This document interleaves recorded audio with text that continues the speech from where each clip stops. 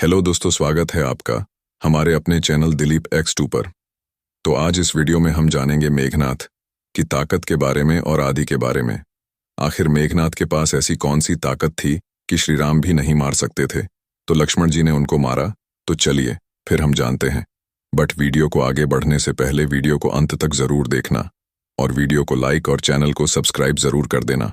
तो चलिए फिर स्टार्ट करते हैं। तो सबसे पहले हम यह समझते हैं कि मेघनाथ आखिर था कौन।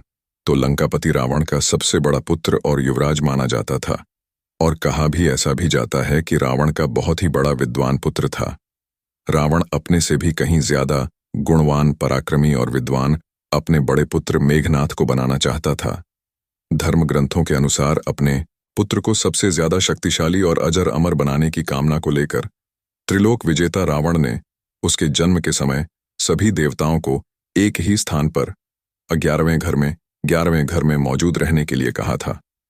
मतलब जितने भी भगवान हैं, शनिदेव जितने भी भगवान हैं, सबको एक ही घर में मौजूद रहने के लिए बोला था, ताकि जब मेघनाथ का जन्म हो तो उसके ऊपर कोई भी कह सकते हैं ना। सब लोग ऐसा बोलते हैं कि शनि आ गया या फिर शुक्र आ गया।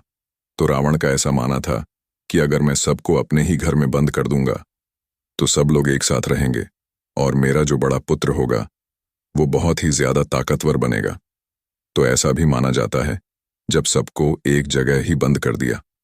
लेकिन भगवान शनिदेव ने रावण की आज्ञा का पालन नहीं किया और 12वें घर में जाकर बैठ गए, जिससे मेघनाथ अजर अमर ना हो सके। राम और रावण के बीच युद्ध में लक्ष्मण ने मेघनाथ का वध किया। लक्ष्मण ने अपने बाण से मेघनाथ का सिर धड़ से अलग कर दिया। रावण ने अपने ज्येष्ठ पुत्र का नाम मेघनाथ ही क्यों रखा?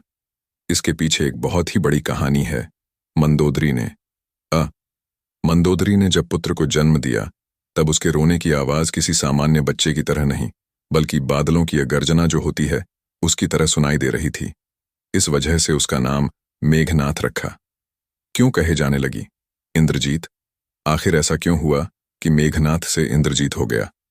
सबसे पहले तो उसका मेघनाथ नाम रखा, उसका रीजन तो यही था, जब वो पैदा जब हुआ था तभी वो इतना ज्यादा ताकतवर था कि उसके चिल्लाने से, उसके खाली रोने से माना जाता है कि उसके खाली रोने से पूरी बादल जो है वो आपस में टकराने लगती थी और जो आकाश पाताल है वो डगमगाने लगते थे। तो आखिर मेघनाथ से इंद्रजीत ही क्यों रखा गया? इसके पीछे बहुत ही बड़ी कहानी है। तो चलिए फिर जानते हैं।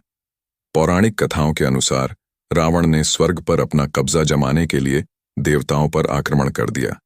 इस युद्ध में मेघनाथ ने भी भाग लिया, क्योंकि वो सबसे बड़ा पुत्र था और रावण के साथ ना जाए ऐसा तो कभी हो ही नहीं सकता था। तो जब रावण ने आक्रमण किया देवताओं के ऊपर, तो मेघनाथ भी वहां पे गया। मेघनाथ भी अपने पिता का सहयोग करने के लिए युद्ध भूमि में गया। और कहा जाता है कि युद्ध के दौरान जब इंद्र ने रावण पर आक्रमण करना चाहा, तो अपने पिता को बचाने के लिए मेघनाथ आगे आ गए।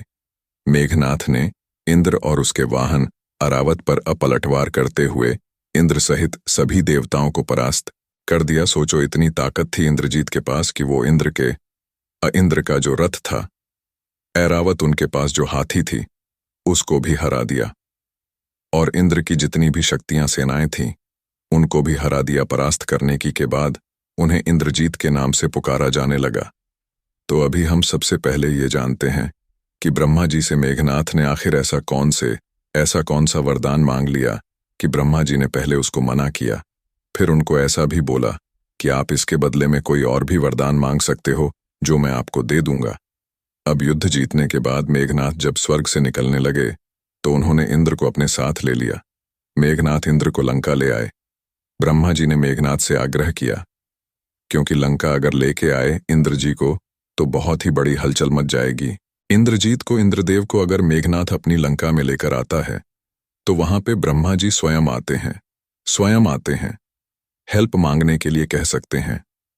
एक तरह से इंद्रजीत की इंद्रदेव की हेल्प करने के लिए आते हैं। ब्रह्मा जी और मेघनाथ से ऐसा बोलते हैं या फिर आग्रह करते हैं कि वो इंद्रदेव को मुक्त कर दे। मेघनाथ ने ब्रह्मा जी का यह आग्रह जो था वो ठुकरा दिया। फिर ब्रह्मा जी ने इंद्र को छोड़ देने के बदले एक वरदान मांगने का वचन दिया। ऐसा बोला कि अगर आप कोई भी वरदान मांगते हो तो मैं आपको दे दूंगा। ब्रह्मा जी ने मेघनाथ को समझाने का प्रयास किया कि यह तो किसी जीव के लिए संभव नहीं है, क्योंकि मेघनाथ ने ब्रह्मा जी से बोला कि मुझे अजर अमर कर दो, मैं इस जो भूमि तट पर आया हूं, मैं कभी वापस ना जाऊं आपके पास, या फिर कह सकते हैं बैकुंठ लोग, मुझे यहीं पर रहना है, इसलिए आप मुझे अजर अमर कर दो।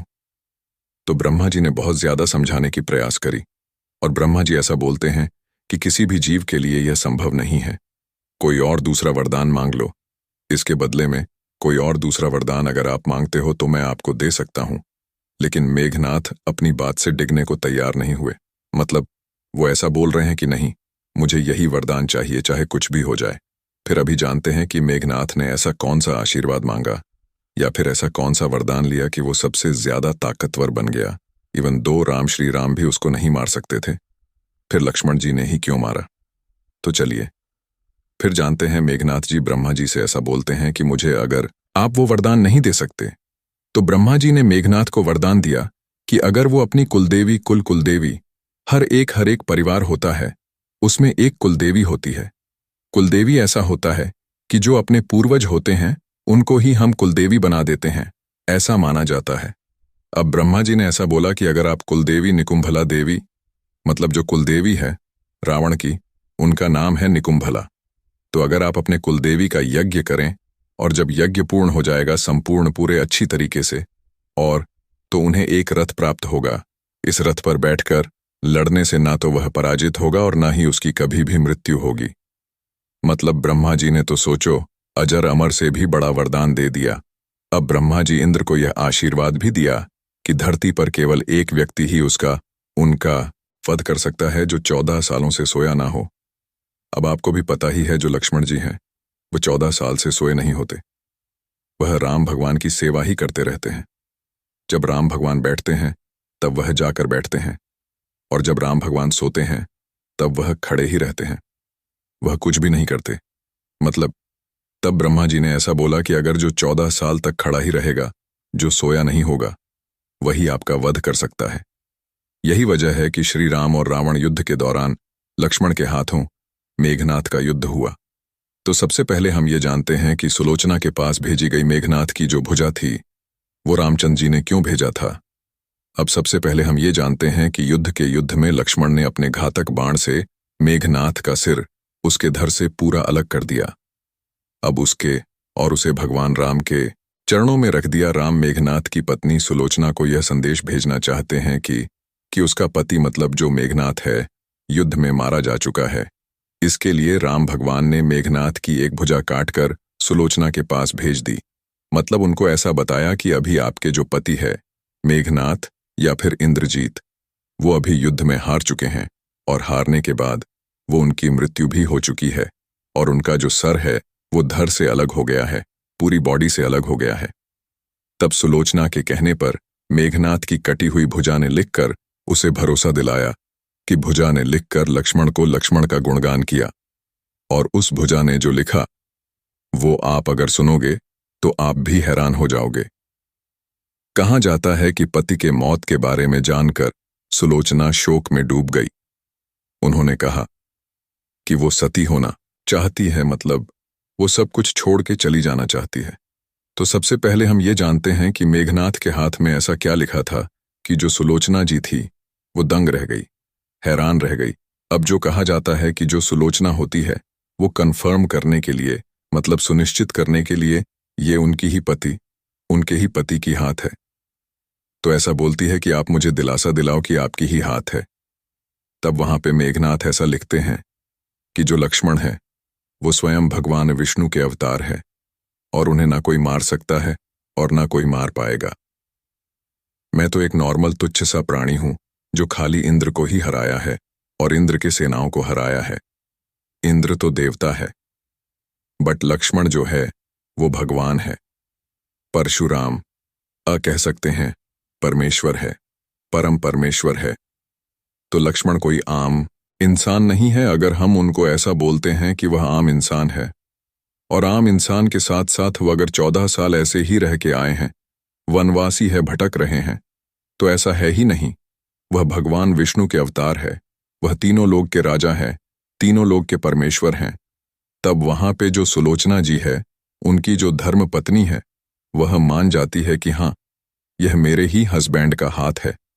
और ऐसा भी कहा जाता है कि इसके बाद मंदोदरी के कहने पर सुलोचना श्री राम के पास पहुंचती है और उन्होंने श्री राम से कहा कि आप मुझे मेरे पति का सिर लौटा दीजिए ताकि मैं सती हो सकूं। सुलोचना की दशा देखकर श्री राम द्रवित हो गए। मतलब श्री रामचंद्र जी तो बहुत ही निर्मल हृदय वाले थे। मतलब वह किसी भी इंसान का कष्ट नहीं देख सकते थे। ऐसा वो उन्होंने कहा कि तुम्हारे पति को जीवित कर देता हूं। मतलब श्री रामचंद्र जी बोलता है कि अगर आपको इतना ही दिक्कत है, इतनी ही परेशानी, तो मैं इनको जीवित भी कर सकता हूं। लेकिन सुलोचना ने मना कर दिया। जब जोर जोर से हंसने लगा, सिर मतलब ऐसा क्या हुआ कि मेघनाथ का जब सिर कटा तो ऐसा क्यों हुआ कि जोर जोर से हंसने लगा? तो सबसे पहले हम ये जानते हैं, तो जब लक्ष्मण जी ने मेघनाथ का वध किया तब जो मेघनाथ का सिर था वो हंसने लगा। उसका रीजन ये है कि इस बीच सुग्रीव को आशंका हुई कि मेघनाथ की कटी हुई भुजा ने लक्ष्मण का गुणगान कैसे किया। सुलोचना ने कहा कि क्या यह बात मानेंगे जब यह कटा सिर हंसेगा? मतलब सुलोचना ने कटे हुए सिर से कहा कि हे स्वामी, हंस दीजिए। तब इतना कहते ही मेघनाथ का कटा हुआ सिर जोर जोर से हंसने लगा। इसके बाद ही सुलोचना सती हो गई। मतलब ऐसा माना जाता है कि सुलोचना जी ने बस ऐसे ही कंफर्म किया कि सुग्रीव जी से ऐसा बोलती है कि मुझे अभी कंफर्म नहीं हो रहा। मतलब मैं मानती हूं कि लक्ष्मण जी मार सकते हैं और मेघनाथ ने अपने हाथों से ही लिखा है कि लक्ष्मण जी स्वयं भगवान विष्णु के अवतार हैं, बट मैं अभी भी नहीं मान रहा हूं। मुझे ऐसा चाहिए कि अगर आप हंसते हो तब मैं मानूंगी कि आपका वध हो चुका है। तब वहां पर मेघनाथ हंसने लगा। मतलब जोर जोर से उसका जो कटा हुआ सिर था वो जोर जोर से हंसने लगा। और तब जाके सुलोचना जी मानी कि उनकी अब उनके जो पति है उनकी मृत्यु हो चुकी है। इस हिसाब से देखा जाए तो लक्ष्मण जी ही मार सकते थे, ऐसा ब्रह्मा जी ने बताया था, और राम जी नहीं मार सकते थे। इसलिए मैंने आपको पहले ही बोला कि ऐसी कौन सी वरदान थी या फिर ऐसी कौन सी ताकत थी मेघनाथ के पास कि खाली रामचंद्र जी मार सकते थे। कोई ऐसी ताकत नहीं थी मेरे हिसाब से। तो लक्ष्मण जी स्वयं भगवान विष्णु के अवतार थे। अगर रामचंद्र जी चाहते तो वो खुद मार देते, बट ब्रह्मा जी ने वरदान दिया था या फिर आशीर्वाद दिया था उसको कि तुम्हें कोई एक ही इंसान मार सकता है जो 14 साल तक सोया ना हो। तो अगर आपको ये वीडियो पसंद आया हो मेघनाथ के बारे में और लक्ष्मण जी के ताकत के बारे में, इवन तो आपको अगर मेघनाथ की ताकत के बारे में भी पता हो, क्योंकि वो बहुत ही ज्यादा ताकतवर था। मैं रावण का सबसे बड़ा पुत्र और सबसे ज्यादा शक्तिशाली था, इवन रावण से भी ज्यादा शक्तिशाली था। तो अगर आपको ये वीडियो पसंद आई हो तो लाइक, कमेंट और सब्सक्राइब जरूर करें। मिलते हैं अगले इसी तरह की रहस्यमय वीडियोज में। मैं आपका दोस्त दिलीप सुथार।